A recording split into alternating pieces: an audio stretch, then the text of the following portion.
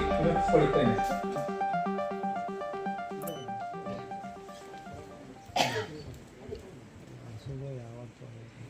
ಇದೀಗ ನಮ್ಮ ನಿಮ್ಮೆಲ್ಲರ ಮುಂದೆ ಸುಮಾರು 125 ಕರ್ನಾಟಕದ ಸಾಹಿತಿಗಳಿಂದ ರಚನೆಯಾಗಿರುವಂತಹ ರತ್ನ ಹಾಲಪ್ಪಗೌಡ ಮೇಡಮ್ ಅವರ ಕುರಿತ ಅಭಿನಂದನಾ ನುಡಿಗಳನ್ನು ಒಳಗೊಂಡಂತಹ ಅಭಿನಂದನಾ ಗ್ರಂಥ ಲೋಕಾರ್ಪಣೆಗೊಳ್ಳುತ್ತಿದೆ. ಈ ಒಂದು ಗ್ರಂಥವನ್ನ ಲೋಕಾರ್ಪಣೆಗೊಳಿಸಿದಂತಹ ಸರ್ವರಿಗೂ ನನ್ನ ನಮಸ್ಕಾರಗಳನ್ನು ಅರ್ಪಿಸುತ್ತೇನೆ.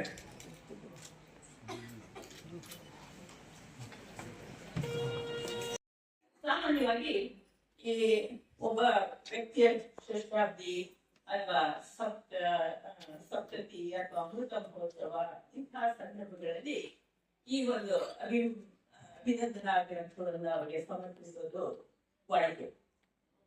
ಇದು ಸಾಮಾನ್ಯವಾಗಿ ಏನಾಗಿದೆ ಅಂದ್ರೆ ಒಬ್ಬ ವ್ಯಕ್ತಿಯ ಜೀವನದಲ್ಲಿ ಅವನು ಏನ್ ಸಾಧಿಸಿದ್ದಾನೆ, ಅವನ ಒಂದು ಸಾಹಿತ್ಯ ಆಗಿರ್ಬೋದು, ಸಂಶೋಧನೆ ಆಗಿರ್ಬೋದು, ಸಮಾಜ ಸೇವೆ ಆಗಿರ್ಬೋದು, ಅಥವಾ ಇನ್ನಿತರ ಯಾವ ಕ್ಷೇತ್ರಗಳಲ್ಲಿ ಅವರು ಏನೇನು ಮಹತ್ತರವಾದಂತಹ ಕಾರ್ಯಗಳನ್ನ ಸಾಧಿಸಿದ್ದಾರೆ ಅವೆಲ್ಲವನ್ನು ಒಳಗೊಂಡಿರುವಂತಹ ಒಂದು ಕೃತಿಯಾಗಿರುತ್ತೆ.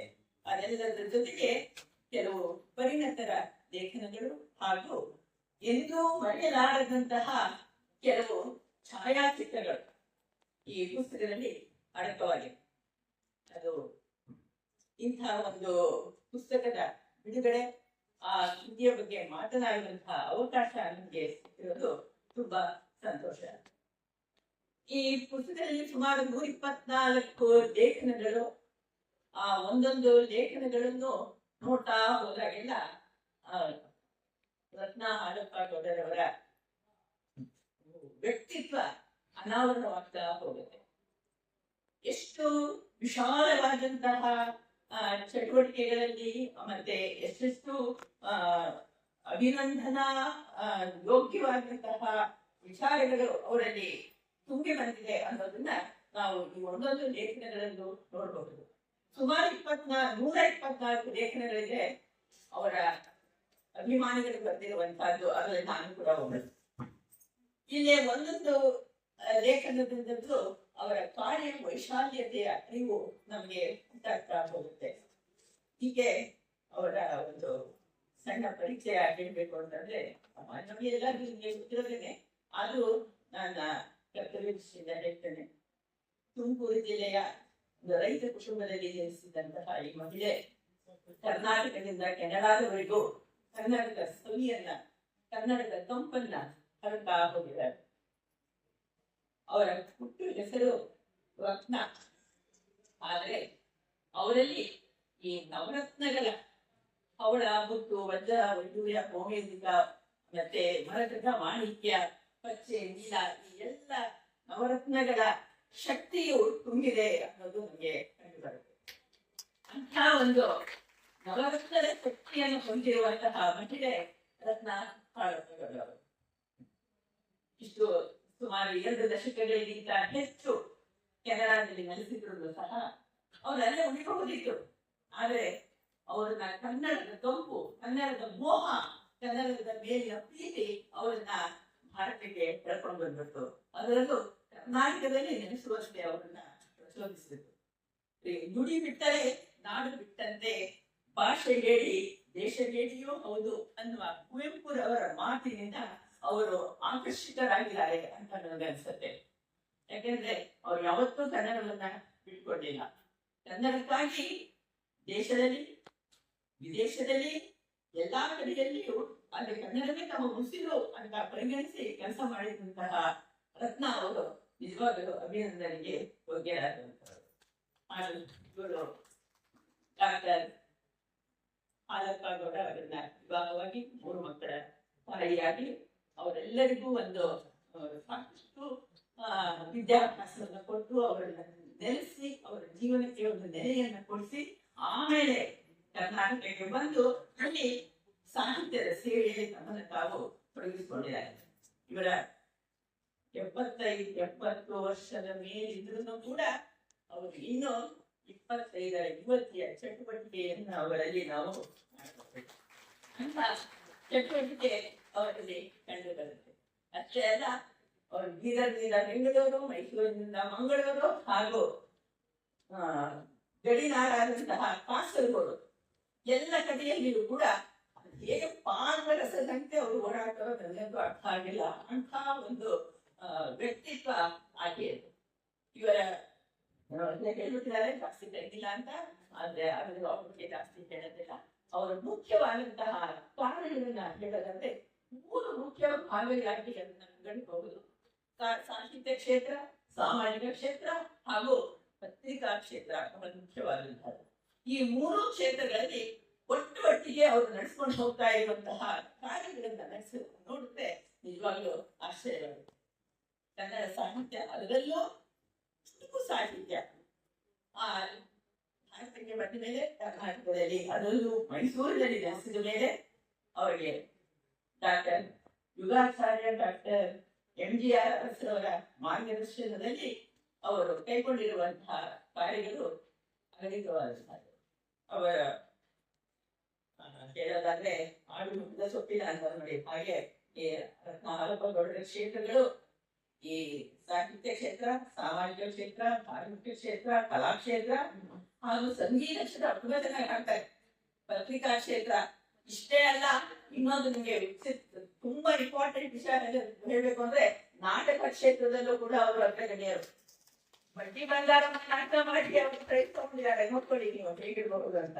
ಸೊ ಅಂತಹ ಒಂದು ಬಹುಮುಖ ಪ್ರತಿಭೆಯುಳ್ಳಂತಹ ವ್ಯಕ್ತಿತ್ವ ರತ್ನಾಹಲಪಗೌಡರು.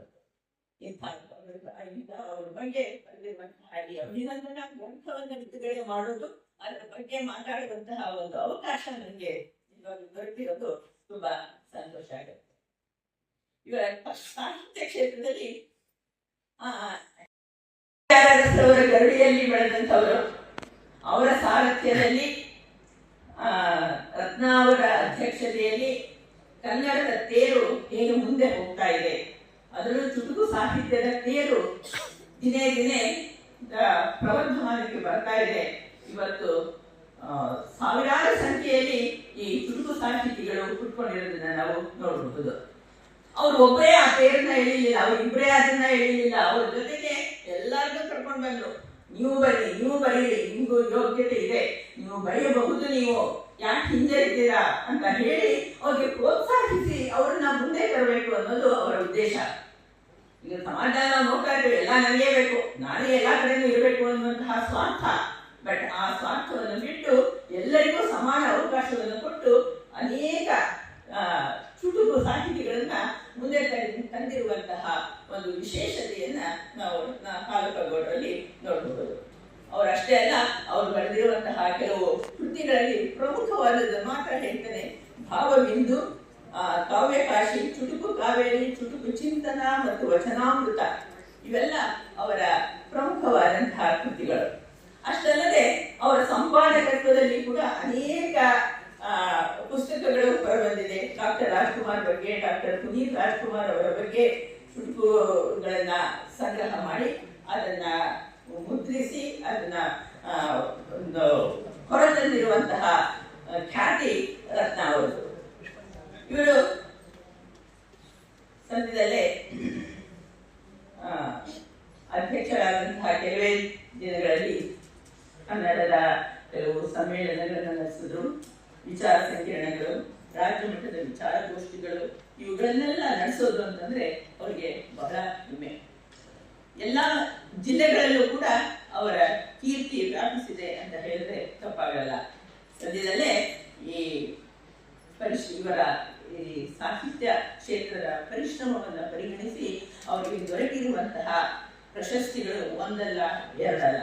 ಅವರ ಕಿರೀಟದಲ್ಲಿ ಈ ಎಲ್ಲ ಗಡಿಗಳಿಗೂ ಜಾಗ ಇದೆಯೋ ಇಲ್ಲೋ ಗೊತ್ತಿಲ್ಲ. ಶಿವಮೊಗ್ಗದ ಬಸವೇಶ್ವರ ಬಳಗದಿಂದ ಅವರಿಗೆ ಬಸವಶ್ರೀ ಪ್ರಶಸ್ತಿ, ರೋಟರಿ ಸಂಸ್ಥೆ ಅವರಿಗೆ ಚುಟುಕು ಸಿರಿ ಪ್ರಶಸ್ತಿ, ಮಂಡ್ಯ ಜಿಲ್ಲಾ ಚುಟುಕು ಪರಿಷತ್ತಿನಿಂದ ಮಹಿಳಾ ರತ್ನ ಪ್ರಶಸ್ತಿ, ಕರ್ನಾಟಕ ರಾಜ್ಯ ಸರ್ಕಾರದಿಂದ ಕಿತ್ತೂರು ರಾಣಿ ಪ್ರಶಸ್ತಿ, ಜಗದೀಶ್ ಶೆಟ್ಟರ್ ಅವರು ಮಾಜಿ ಮುಖ್ಯಮಂತ್ರಿಗಳಾಗಿದ್ದಾಗ ಅವರಿಗೆ ದೊರಕಿದಂತಹ ಪ್ರಶಸ್ತಿ, ಅದು ಚುಟುಕು ಕೌಸ್ತವ ಪ್ರಶಸ್ತಿ. ಇವಿಷ್ಟು ಮುಖ್ಯವಾದಂತಹ ಪ್ರಶಸ್ತಿಗಳು. ಇದಲ್ಲದೆ ಇನ್ನು ಬೇಕಾದಷ್ಟು ಪ್ರಶಸ್ತಿಗಳು ಅವರಿಗೆ ಇದೆ. ಸದ್ಯದಲ್ಲೇ ಕರ್ನಾಟಕ ವಾಸವಿ ಶ್ರೀ ಪ್ರಶಸ್ತಿ ಕೂಡ ಇವರಿಗಾಗಿ ಕಾಯ್ತಾ ಇದೆ. ಅದು ಯಾವಾಗಾಗುತ್ತೋ ಇದೇ ಸಭಾಂಗಣದಲ್ಲಿ ಆದ್ರೆ ಮತ್ತೊಮ್ಮೆ ನಾವೆಲ್ಲ ಇಲ್ಲಿ ಸೇರೋಣ. ವಿದೇಶದಲ್ಲಿ ನಡೆಸಿದಂತಹ ಇವರ ಹೋರಾಟ, ಕನ್ನಡಕ್ಕಾಗಿ ಇವರು ವಹಿಸಿಕೊಂಡಂತಹ ಪರಿಶ್ರಮ, ಅದರಲ್ಲೂ ಮುಖ್ಯವಾಗಿ ಅಕ್ಕ ಎಲ್ಲರಿಗೂ ಗೊತ್ತಿದೆ, ಆ ಸಂಸ್ಥೆಯಲ್ಲಿ ಅವರು ನಡೆಸಿರುವಂತಹ ಕಾರ್ಯಗಳು, ಕೆನಡಾದ ಬೀದಿ ಬೀದಿಗಳಲ್ಲಿ ಕರ್ನಾಟಕದ ಬಾವುಟವನ್ನ ಹಿಡಿದುಕೊಂಡು ಚುಟುಕು ಸಾಹಿತ್ಯ ಬದುಕಿಗೆ ಲಾಲಿತ್ಯ ಎಂಬ ಘೋಷಣೆಯನ್ನ ಹಿಡಿದುಕೊಂಡು ಓಡಾಡಿರುವುದು ಕೂಡ ನಮಗೆ ತಿಳಿದು ಬಂದಿದೆ. ಅಂದ್ರೆ ಕನ್ನಡ ಕೇವಲ ಕರ್ನಾಟಕಕ್ಕೆ ಮಾತ್ರ ಸೀಮಿತವಾದುದು ಅಲ್ಲ, ವಿದೇಶಗಳಲ್ಲೂ ಕೂಡ ಕನ್ನಡ ಇರಬೇಕು, ಕನ್ನಡ ಬೆಳಿಬೇಕು, ಕನ್ನಡ ಸಾಹಿತಿಗಳು ಹುಟ್ಟಿ ಬರಬೇಕು ಅನ್ನೋದು ಅವರ ಉದ್ದೇಶ. ಅದಕ್ಕಾಗಿ ಅವರು ಸಾಕಷ್ಟು ಪರಿಶ್ರಮವನ್ನು ಕೂಡ ಅಲ್ಲಿ ಮಾಡಿದ್ದಾರೆ. ಅಷ್ಟಲ್ಲದೆ ಅವ್ರ ಮಕ್ಕಳನ್ನ ಅಲ್ಲೇ ಬಿಟ್ಟು ಅಲ್ಲೇ ಇರಬಹುದಿತ್ತು, ಆದ್ರೂ ಇಲ್ಲಿ ಬಂದು ಕರ್ನಾಟಕದಲ್ಲಿ ನಾನು ಹೆಚ್ಚು ಕೆಲಸ ಮಾಡಬೇಕು, ಹೆಚ್ಚು ಜನರನ್ನ ಹೊರಗೆ ತರಬೇಕು, ಸೂಕ್ತವಾಗಿರುವಂತಹ ಅವರ ಪ್ರತಿಭೆಗಳನ್ನ ನಾವು ಹೊರಗೆ ತರಬೇಕು. ಸಹಯೋಗದಿಂದ ಈ ಎಲ್ಲ ಕೆಲಸಗಳನ್ನ ಅವರು ನಿರಂತರವಾಗಿ ಮಾಡ್ಕೊಂಡು ಬಂದಿದ್ದಾರೆ. ಅವರು ಯಾವತ್ತು ಸುಸ್ತು ಅಂತನೋ ಅಥವಾ ನನಗೆ ಶ್ರಮ ಆಗ್ತಾ ಇಲ್ಲ ಅಂತ ಕೂತ್ಕೊಳ್ಳೋದನ್ನ ನಾನು ನೋಡಿಲ್ಲ. ಅಂಥ ಪಾರದರ್ಶದಂತಹ ವ್ಯಕ್ತಿತ್ವ ಅವರು. ಯಾವುದೇ ಪ್ರತಿಫಲಾಪೇಕ್ಷೆ ಇಲ್ಲದೆ ನಿರಂತರವಾಗಿ ಕನ್ನಡ ಸೇವೆಯನ್ನು ಮಾಡ್ತಾ ಇರುವಂತಹ ರತ್ನ ಇವರೇ, ಕನ್ನಡದ ರತ್ನ ಹಾಲಪ್ಪಗೌಡ. ಪರೋಪಕಾರಾರ್ಥಂ ಇದಂ ಶರೀರಂ ಅನ್ನೋ ಹಾಗೆ ಸಾಹಿತ್ಯ ಲೋಕದಲ್ಲಷ್ಟೇ ಅಲ್ಲ, ಮಾತ್ರ ತೆಗೆದು ಅಷ್ಟೇ. ರಾಜೇಂದ್ರ ಮಹಾಸ್ವಾಮೀಜಿ ಅವರಿಂದ ಹೇಳಿಕೊಂಡರೆ ನಮ್ಮ ಕುಟುಂಬದ ನೆಲೆಯನ್ನೇ ವಿದೇಶದಿಂದ ಭಾರತಕ್ಕೆ ಮಾಡಿತ್ತು. ಅನ್ನದಾನ, ವಿದ್ಯಾದಾನ, ಆರೋಗ್ಯದಾನ ಮತ್ತು ಸಂಸ್ಕೃತಿಯ ಬಗ್ಗೆ ಜಾಗೃತಿ ಮೂಡಿಸುವುದರ ಮುಖಾಂತರ ಮೈಸೂರಿನಲ್ಲಿ ವಿದ್ಯಾದಾನಿ ಎಂದೇ ಸುಪರಿಚಿತರಾಗಿದ್ದ ಪರಮ ಪೂಜ್ಯರಾದ ರಾಜೇಂದ್ರ ಸ್ವಾಮೀಜಿಯವರು ಮೈಸೂರಿಗೆ ಬಂದು ನೆಲೆಸುವಂತೆ ಆದೇಶಿಸಿದರು. ಜೊತೆಗೆ ಪರಮ ಪೂಜ್ಯರ ಸಾರಥ್ಯದಲ್ಲಿ ಪ್ರಗತಿ ಪಥದಲ್ಲಿ ಮುನ್ನಡೆಯುತ್ತಿದ್ದ ಶ್ರೀ ಜಯಚಾಮರಾಜೇಂದ್ರ ಇಂಜಿನಿಯರಿಂಗ್ ಕಾಲೇಜಿನಲ್ಲಿ ಹೊಸದಾಗಿ ಪರಿಸರ ವಿಭಾಗವನ್ನು ತೆರೆಯುವಂತೆ, ಪರಿಸರ ವಿಭಾಗದಲ್ಲಿ ಸೇವೆ ಸಲ್ಲಿಸುವಂತೆ ನನ್ನ ಪ್ರತಿ ಪರಿಸರ ವಿಜ್ಞಾನಿ ಡಾಕ್ಟರ್ ಟಿ.ಪಿ. ಹಾಲಪ್ಪಗೌಡ ಅವರಿಗೆ ಆಹ್ವಾನ ನೀಡಿದರು. ಪರಮ ಪೂಜ್ಯರ ಆಹ್ವಾನ ಒಂದು ರೀತಿಯ ಆದೇಶದಂತೆಯೇ ಇತ್ತು. ಇದರಿಂದ ವಿಚಲಿತರಾದ ದಿಗ್ಭ್ರಮೆಗೊಳ್ಳಲಾಯಿತು. ಆದರೂ ಪೂಜ್ಯರ ಅನುಮತಿಯನ್ನು ಯಾವ ಕಾರಣದಿಂದಲೂ ಬರುವುದಕ್ಕಾಗಲ್ಲ ಅಂತ ಎಂದು ಹೇಳಲು ನಾವ್ಯಾರು ಸಿದ್ಧರಿರಲಿಲ್ಲ. ಪರಮ ಪೂಜ್ಯರಾದ ಜಗದ್ಗುರು ಶಿವರಾತ್ರಿ ರಾಜೇಂದ್ರ ಸ್ವಾಮೀಜಿ ಅವರ ಅಣತಿಯಂತೆ ಕೆಲವೇ ದಿನಗಳಲ್ಲಿ ಕೆನಡಾದಿಂದ ದೇಶದಿಂದ ಕರ್ನಾಟಕದ ಮೈಸೂರಿಗೆ ಆಗಮಿಸಿ ನೆಲೆಸುವಂತಾಯಿತು.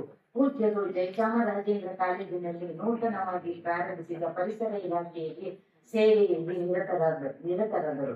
ಮೈಸೂರಿಗೆ ಸೇರಿದ ಹೊಸತರಲ್ಲಿ ಈಗಾಗಲೇ ಕೆನಡಾ ದೇಶದಲ್ಲಿ ಕನ್ನಡ ಪರ ಕಾರ್ಯಕ್ರಮಗಳನ್ನು ಅಲ್ಲಿನ ಸಂಘ ಸಂಸ್ಥೆಗಳಲ್ಲಿ ಪರಿಚಯ ಮಾಡುವುದರಲ್ಲಿ ಯಶಸ್ವಿಯಾಗಿದ್ದ ನಾನು ಮೈಸೂರಿನಲ್ಲಿಯೂ ಕನ್ನಡ ಪರ ಸಂಘಟನೆಗಳಲ್ಲಿ ಕಾರ್ಯನಿರ್ವಹಿಸಲು ಮುಂದಾದೆ.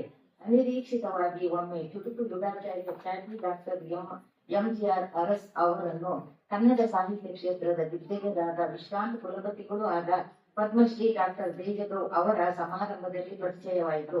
ಕನ್ನಡ ಪರ ಸಂಘಟಕರನ್ನು ಗುರುತಿಸುವುದರಲ್ಲಿ ಪರಿಣಿತರಾಗಿದ್ದ ಚುಟುಕು ಸಾಹಿತ್ಯ ಪರಿಷತ್ನ ಸಂಸ್ಥಾಪಕರಾದ ಡಾಕ್ಟರ್ ಎಂ.ಜಿ.ಆರ್. ಅರಸ್ ಅವರು ನನ್ನ ಪರಿಚಯವಾದ ಕೇವಲ ಒಂದು ತಿಂಗಳಲ್ಲಿ ಮೈಸೂರು ಜಿಲ್ಲಾ ಚುಟುಕು ಸಾಹಿತ್ಯ ಪರಿಷತ್ತಿನ ಅಧ್ಯಕ್ಷರನ್ನಾಗಿ ಘೋಷಣೆ ಮಾಡಿದರು. ಅಂದು ವಿಧಾನಸಭೆಯ ಸದಸ್ಯರಾಗಿದ್ದ ಮಾನ್ಯ ಎಸ್ ಗುರುಸ್ವಾಮಿ ಅವರ ಸಹಕಾರದೊಂದಿಗೆ ಜಿಲ್ಲೆಯಲ್ಲಿ ಚುಟುಕು ಸಾಹಿತ್ಯದ ಪ್ರಚಾರಕ್ಕೆ ತೊಡಗಿಸಿಕೊಂಡೆ. ಕೆನಡಾ ದೇಶದಲ್ಲಿ ನೆಲೆಸಿದ್ದಾಗ ನಮ್ಮ ಮನೆಯಲ್ಲಿಯೇ ಅತಿಥಿಯಾಗಿ ಪಾಲ್ಗೊಂಡಿದ್ದ ಡಾಕ್ಟರ್ ರಾಜಕುಮಾರ್ ದಂಪತಿಗಳೊಂದಿಗೆ ಖ್ಯಾತ ನಿರ್ದೇಶಕರಾದ ಭಗವಾನ್ ಹಾಗೂ ಚಿತ್ರ ಸಾಹಿತಿ ಟಿ. ಉದಯಶಂಕರ್ ಮುಂತಾದವರು ಪರಿಚಯ ನನಗಿದ್ದುದನ್ನು ತಿಳಿದುಕೊಂಡು ಡಾಕ್ಟರ್ ಎಂ.ಜಿ.ಆರ್. ಅರಸು ಅವರು ಯೋಜನೆಯೊಂದಿಗೆ ರೂಪಿಸಿದರು. ಕರ್ನಾಟಕದ 30 ಜಿಲ್ಲೆಗಳಿಂದ ಮತ್ತು ಕಾಸರಗೋಡಿನಿಂದ ಸುಮಾರು 300ಕ್ಕೂ ಮೀರಿದ ಚುಟುಕು ಸಾಹಿತ್ಯಗಳಿಂದ ರಚಿತವಾದ ಡಾಕ್ಟರ್ ರಾಜಕುಮಾರ್ ಸಿಪಿ ಸಾಧನೆ ಬಗ್ಗೆ ಚುಟುಕುಗಳನ್ನು ವರನಟ ಡಾಕ್ಟರ್ ರಾಜಕುಮಾರ್ ಚುಟುಕುಗಳು ಎಂಬ ಹೆಸರಿನಲ್ಲಿ ಅದ್ದೂರಿ ಸಮಾರಂಭದಲ್ಲಿ ಲೋಕಾರ್ಪಣೆಯನ್ನು ಅವರ ಶ್ರೀಮತಿ ಪಾರ್ವತಮ್ಮ ರಾಜ್ಕುಮಾರ್ ಅವರಿಂದಲೇ ಮಾಡಿಸಿದ್ದು ಹೆಮ್ಮೆಯ ಸಂಗತಿ. ಪರಮ ಪೂಜ್ಯರಾದ ಲಿಂಗೈಕ್ಯ ಡಾಕ್ಟರ್ ಶಿವರಾತ್ರಿ ರಾಜೇಂದ್ರ ಸ್ವಾಮೀಜಿ ಅವರ ಆದರ್ಶಗಳನ್ನು ಜಾರಿಗೆ ತರುವುದರಲ್ಲಿ ತೊಡಗಿದ ಪೂಜನೀಯ ಶಿವರಾತ್ರಿ ದೇಶಿಕೇಂದ್ರ ಮಹಾಸ್ವಾಮೀಜಿ ಅವರ ದಿವ್ಯಾನುಗ್ರಹದಿಂದ ನನ್ನ 2 ಹೆಣ್ಣು ಮಕ್ಕಳು ಮತ್ತು ಸುಭದ್ರ ಉನ್ನತ ದರ್ಜೆಯಲ್ಲಿ ಪದವಿ ಪಡೆದುಕೊಂಡರು. ಪೂಜ್ಯರ ಆಶೀರ್ವಾದದಿಂದ ಹಿರಿಯ ಮಗಳು ಮತ್ತು ಇಂದಿಗೂ ಕೆನಡಾ ದೇಶದಲ್ಲಿ ಉನ್ನತ ಸಂಸ್ಥೆಯಲ್ಲಿ ಸೇವೆ ಸಲ್ಲಿಸುತ್ತಿದ್ದಾರೆ. ಹಿರಿಯ ಮಗಳು ಸುಜಾತ 2 ತಿಂಗಳ ಹಿಂದೆ ಬೆಂಗಳೂರು ವಿಶ್ವವಿದ್ಯಾನಿಲಯದಿಂದ ಫ್ರೆಂಚ್ ಭಾಷೆಯಲ್ಲಿ ಡಾಕ್ಟರೇಟ್ ಪಡೆಯುವುದರೊಂದಿಗೆ ಅಲ್ಲಿಯೇ ಪ್ರಾಧ್ಯಾಪಕರಾಗಿ ಸೇವೆ ಸಲ್ಲಿಸುತ್ತಿದ್ದಾರೆ. ಮೊಮ್ಮಗಳು ಎಂಡಿ ಪದವಿ ಪಡೆದು ವ್ಯಾಸಂಗ MBBS MBಯನ್ನು ಮಾಡಿದ್ದಾರೆ. ಇನ್ನೊಬ್ಬ ಮೊಮ್ಮಗ ವಿದೇಶದಲ್ಲಿ ಇಂಜಿನಿಯರಿಂಗ್ ವೃತ್ತಿಯಲ್ಲಿ ಮುನ್ನಡೆಯುತ್ತಿದ್ದಾರೆ. ಇವೆಲ್ಲದರ ಜೊತೆಗೆ ಪರಮಪೂಜ್ಯ ಶಿವರಾತ್ರಿ ದೇಶಿಕೇಂದ್ರ ಮಹಾಸ್ವಾಮೀಜಿ ಅವರ ವಿಶೇಷವಾದ ಅನುಗ್ರಹದಿಂದ ಕರ್ನಾಟಕ ಸರ್ಕಾರದ ಬಾಲ ವಿಕಾಸ ಅಕಾಡೆಮಿಯ ಧರ್ಮದರ್ಶಿಯಾಗಿ ಕಿತ್ತೂರು ರಾಣಿ ಚೆನ್ನಮ್ಮ ಪ್ರಶಸ್ತಿ ಪುರಸ್ಕೃತರಾಗಿ ಮೈಸೂರು ಜಿಲ್ಲಾ ಕನ್ನಡ ಸಾಹಿತ್ಯ ಪರಿಷತ್ ಮಹಿಳಾ ಘಟಕದ ಅಧ್ಯಕ್ಷೆಯಾಗಿ ಇದರೊಂದಿಗೆ ಡಾಕ್ಟರ್ ಶಿವರಾತ್ರೀಶ್ವರ ಮಹಿಳಾ ಸಂಘದ ಅಧ್ಯಕ್ಷೆಯಾಗಿ ಸೇವೆ ಸಲ್ಲಿಸುವ ಸದಾವಕಾಶ ನನ್ನದಾಗಿದೆ. ಇದೀಗ ಚುಟುಕು ಸಾಹಿತ್ಯ ಕ್ಷೇತ್ರದಲ್ಲಿ ಮಾತ್ರವಲ್ಲದೆ ವಚನ ಸಾಹಿತ್ಯ ಕ್ಷೇತ್ರದಲ್ಲಿಯೂ ಕಾರ್ಯನಿರ್ವಹಿಸುತ್ತಾ ಇದುವರೆಗೆ ಸಂಗ್ರಹ ಯೋಗ್ಯವಾದ ಸುಮಾರು 20 ಪುಸ್ತಕ ಏಕೈಕ ಪತ್ರಿಕಾ ಮಾಸಪತ್ರಿಕೆ ಕೌಸ್ತುಭ ಪತ್ರಿಕೆ ಸಂಪಾದಕಿಯಾಗಿ ಪ್ರಧಾನಮಂತ್ರಿಯಾಗಿ 16 ವರ್ಷಗಳ ಸಾಧನೆಯಲ್ಲಿದ್ದೇನೆ. ಮೊದಲೇ ನಿವೇದಿಸಿಕೊಂಡಂತೆ ಪರಮಪೂಜ್ಯರಾದ ಶ್ರೀ ಶಿವರಾತ್ರಿ ದೇಶಿಕೇಂದ್ರ ಮಹಾಸ್ವಾಮಿ ಅವರ ದಿವ್ಯ ಸಾನ್ನಿಧ್ಯದಲ್ಲಿ 500 ಪುಸ್ತಕಗಳ ಅಭಿನಂದನಾ ಗ್ರಂಥ, ಸುಮಾರು 125 ಮಹನೀಯರುಗಳ ಲೇಖನಗಳಿಂದ ಕೂಡಿದ ಚುಟುಕಿಸಿಗೆ ಅಭಿನಂದನಾ ಗ್ರಂಥ ಲೋಕಾರ್ಪಣೆಗೊಂಡಿದೆ. ಈ ಅಪರೂಪ ಸಮಾರಂಭದಲ್ಲಿ ಪಾಲ್ಗೊಂಡು ಆಶೀರ್ವದಿಸಿದ ಪೂಜ್ಯನೀಯ ಜಗದ್ಗುರು ಶ್ರೀ ಶಿವರಾತ್ರಿ ದೇಶಿಕೇಂದ್ರ ಮಹಾಸ್ವಾಮೀಜಿ ಅವರಿಗೆ ಚುಟುಕುಸುದ್ದಿ ಗ್ರಂಥದ ಲೇಖಕರುಗಳಿಗೆ ಈ